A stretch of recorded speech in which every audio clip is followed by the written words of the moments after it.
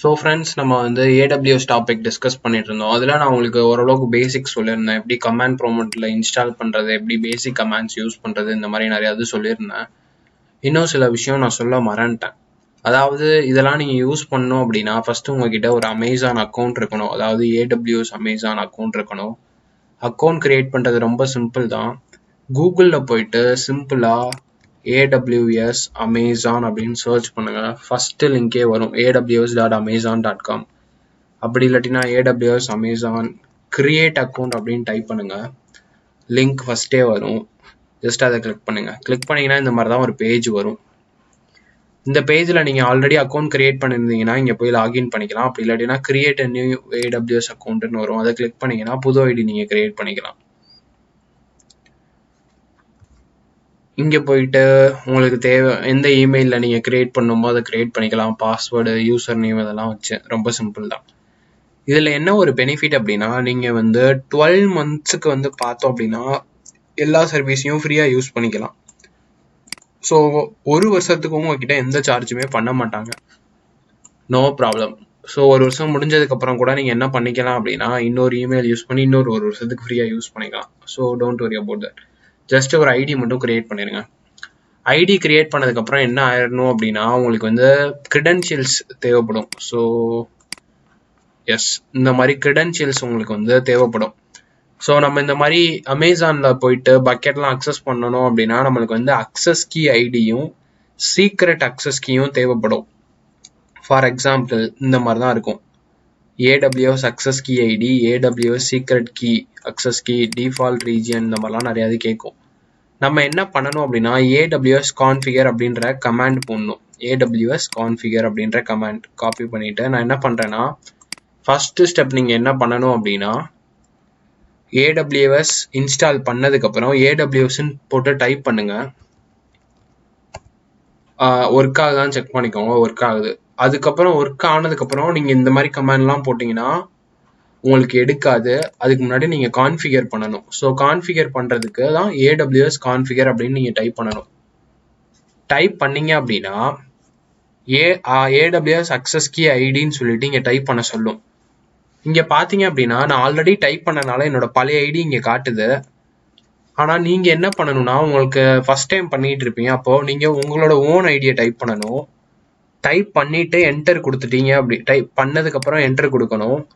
உங்களோட access key கேட்கும். Access கீயை டைப் பண்ணணும். அதுக்கப்புறம் ரீஜியன் கேட்கும். அங்கே எதுவுமே டைப் பண்ணாதீங்க, என்டர் அமைக்கிறீங்க. அடுத்து வந்து இந்த மாதிரி 4 ஆப்ஷன் கேட்கும் உங்ககிட்ட. அதாவது நீங்கள் AWS கான்ஃபிகர்னு டைப் பண்ணதுக்கப்புறம் அக்சஸ் கீ டைப் பண்ண சொல்லும். நீங்கள் அங்கே போய் அக்சஸ் கீ டைப் பண்ணணும். கீ ஐடி, அக்சஸ் கீ ரெண்டுமே டைப் பண்ணணும். ரீஜியன் நேமும் அவுட்புட் ஃபார்மட்டும் கேட்கும். அங்கே மட்டும் நீங்கள் எதுவுமே கொடுக்க தேவையில்ல. ஏன்னா நம்ம டெஸ்டிங்காக நம்ம எல்லா இதுலேயும் டெஸ்ட் பண்ணுவோம். எல்லா ரீஜியன், எல்லா ஃபார்மேட்லேயும் டெஸ்ட் பண்ணுவோம். ஸோ இது ரெண்டுத்துக்கும் நீங்கள் எதுவுமே கொடுக்காம பிளாங்காக என்டர் கொடுக்கணும். இது ரெண்டுத்துக்கு மட்டும் வேல்யூ டைப் பண்ணணும். இப்போ நெக்ஸ்ட் உங்களுக்கு என்ன டவுட்னா உங்களோட அக்சஸ் கீ ஐடி எங்கே போய் தேடுறது, உங்களோட சீக்ரெட் அக்சஸ் கீயை போய் எங்கே கண்டுபிடிக்கணும் அப்படின்றதான் உங்களுக்கு நெக்ஸ்ட் டவுட்டு. அது ஒன்றும் பிரச்சனை இல்லை. நீங்கள் AWS ஐடி கிரியேட் பண்ணிடுவீங்களா. கிரியேட் பண்ணதுக்கப்புறம் சைன்இன் டு கன்சோல் கொடுத்து ஜஸ்ட் சைன்இன் பண்ணிக்கோங்க. சைன்இன் பண்ணதுக்கப்புறம் இதுதான் ப்ரொசீஜர். அதாவது நீங்கள் வந்து ஐடியும் அக்சஸ் கீயும் கிரியேட் பண்ணுறதுக்கு இதுதான் ப்ரொசீஜர். ஃபர்ஸ்ட் எடுத்தோன்னே நீங்கள் சைன்இன் பண்ணிக்கணும். அதுக்கப்புறம் நேவிகேஷன் பாரில் அப்பர் ரைட்டில் choose your account name or number, then choose my security கிரெடென்ஷியல்ஸ்னு ஒன்று இருக்கும். அதாவது இந்த ரைட்டில் போனீங்கன்னா இந்த இடத்துல அடிஷ்னலாக ஒரு ஆப்ஷன் வந்துடும். லாகின் பண்ணோடனே அந்த இடத்துல பார்த்தீங்கன்னா மை செக்யூரிட்டி கிரெடென்ஷியல்னு ஒரு ஆப்ஷன் இந்த இடத்துல வரும். அதை கிளிக் பண்ணணும். நீங்கள் கிளிக் பண்ணோடனே உங்களுக்கு இந்த மாதிரி கேட்கும். அக்சஸ் கீ அப்படின்னு ஒன்று வரும். அதை நீங்கள் கிளிக் பண்ணணும். அதில் பார்த்தீங்கன்னா access key ID and secret access கீன்னு ஒன்று வரும். அதில் நீங்கள் போயிட்டு கிளிக் பண்ணீங்க அப்படின்னா கிரியேட் நியூ அக்சஸ் கீன்னு கேட்கும். எஸ் கொடுத்தீங்க அப்படின்னா கிரியேட் ஆயிரும். அதுக்கப்புறம் அதை நீங்கள் டவுன்லோட் பண்ணலாம், இல்லாட்டி ஷோ ஆப்ஷன் இருக்கும். ஷோ ஆப்ஷன் கொடுத்தீங்கன்னா உங்களுக்கு டிஸ்பிளே ஆகும். டவுன்லோட் ஆப்ஷன் கொடுத்தீங்கன்னா டவுன்லோட் ஆயிரும். டவுன்லோட் ஆன ஃபைலில் உங்களுக்கு வந்து இந்த 2 டேட்டாவுமே இருக்கும். அதாவது அக்சஸ் கீயும் இருக்கும், சீக்ரெட் அக்சஸ் கீயும் இருக்கும். இந்த 2 டேட்டாவும் இருக்கும். அதை நீங்கள் என்ன பண்ணணும்னா காப்பி பண்ணி இந்த இடத்துல பேஸ்ட் பண்ணி கான்ஃபிகர் பண்ணிக்கணும். அவ்வளோதான். அதுக்கப்புறம் இது எல்லாமே உங்களுக்கு ஒர்க் ஆக ஆரம்பிச்சிடும்.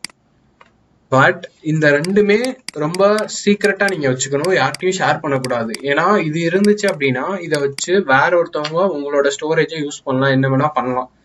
அதனால இது ரெண்டையும் மட்டும் நீங்க எப்பயுமே சீக்கிரட்டா வச்சுக்கோங்க. அதனாலதான் நானும் காப்பி பண்ணி இந்த இடத்துல செஞ்சு காட்டல.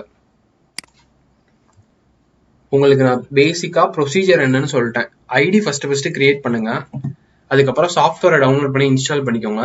அதுக்கப்புறம் access key, secret access key ஃபைலை டவுன்லோட் பண்ணிக்கோங்க. அதை போய் காப்பி பண்ணி இந்த இடத்துல போட்டு என்டர் பண்ணி கான்ஃபிகர் பண்ணிக்கோங்க. இப்போ நான் ஏதாச்சும் என்டர் பண்ணேன்னா இங்கே பாருங்க என்டர் ஆகும்.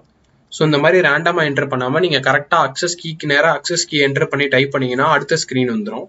அங்கே போயிட்டு உங்களோட சீக்ரெட் கீ டைப் பண்ணுங்க. இந்த மாதிரி எல்லாத்தையும் டைப் பண்ணி முடிச்சுட்டு கொடுத்தீங்க அப்படின்னா அது ஃபைனலாக போயிடும். அதுக்கப்புறம் நீங்கள் ரீட் பண்ணுறது, ரைட் பண்ணுறது, இந்த மாதிரி இருக்க எல்லாமே பண்ணிக்கலாம், நோ ப்ராப்ளம்.